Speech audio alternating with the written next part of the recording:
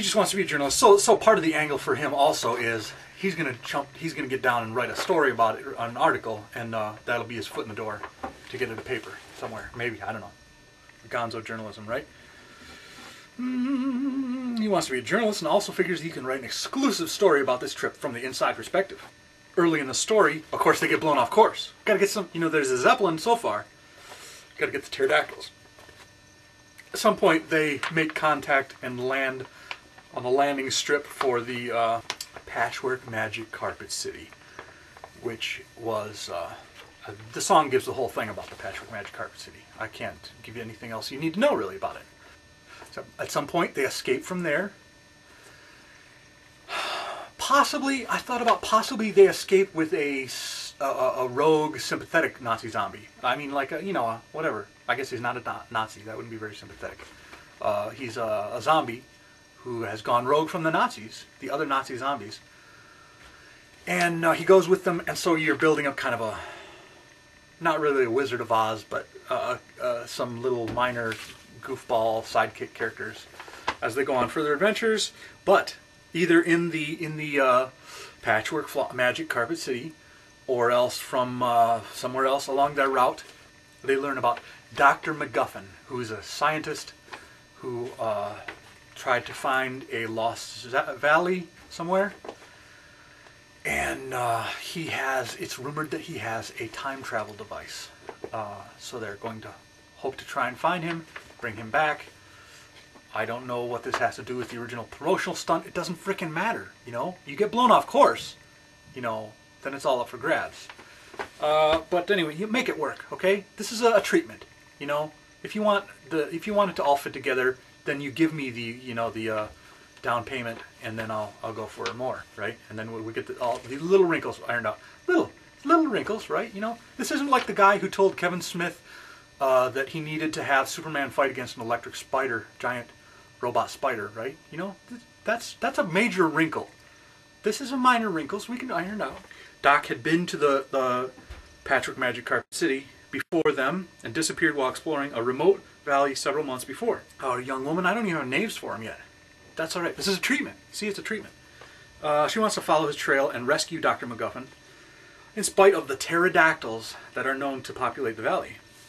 So that's going to be our next song, which I will film and post as soon as I figure out the guitar part for it. Let me know. The second one, the second song is going to be based on a public domain spiritual with new lyrics, an old, what's referred to as a Negro spiritual from back in the days when you could get away with saying that.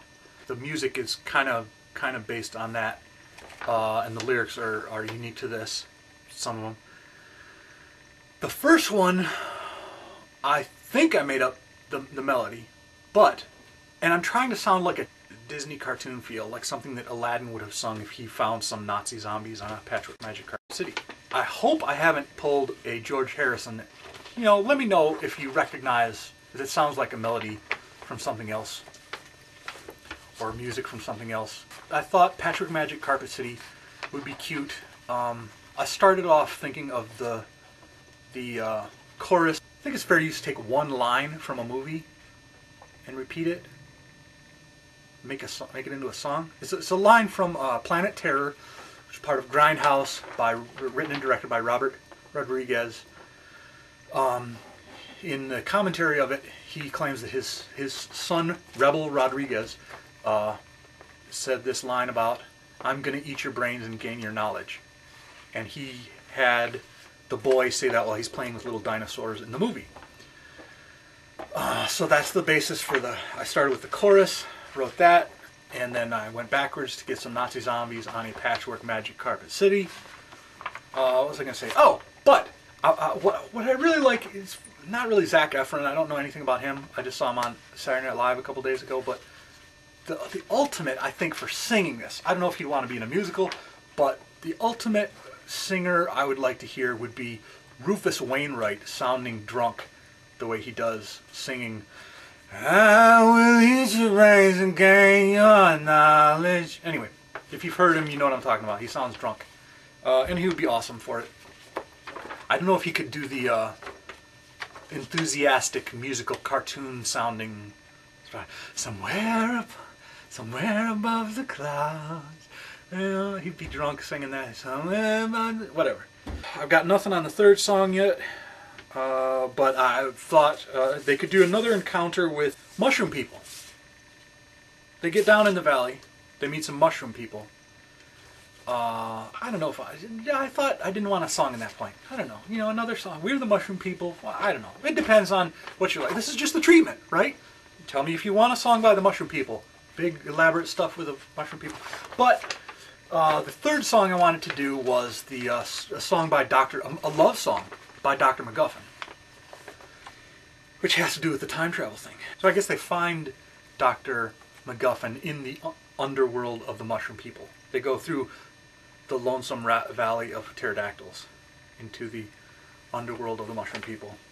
And I guess that's, we've discussed everything we need to discuss except for price. I am willing to sell out cheap. I figure you'll hear the first song and the second song and you'll think that's awesome.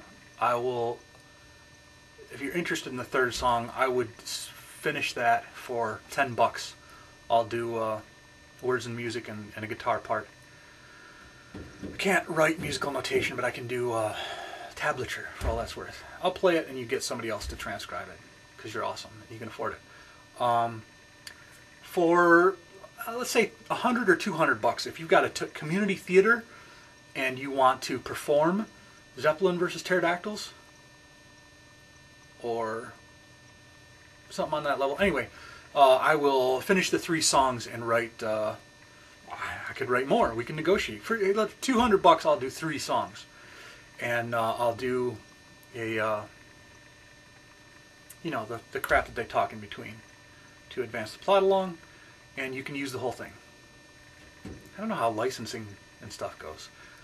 If you want movie rights, have your estate call my estate and we'll get stuff cooking. And maybe I'll sell them on iTunes. Yeah, right. And there you go. Thank you for your time. So maybe in a week or 2, I'll try to have Lonesome Valley of Pterodactyls filmed and ready to upload. I thank you very much. Contact me. I'm going to try and set up an email address for zvpmusical@gmail.com. That's Z as in Zeppelin, V as in Versus, P as in Pterodactyls, musical@gmail.com. I thank you. I love you. No. Okay. You know, on that level, right? You know, there's a lot of love in this DV camera. A lot of love going around. You can feel the love. You don't feel my love?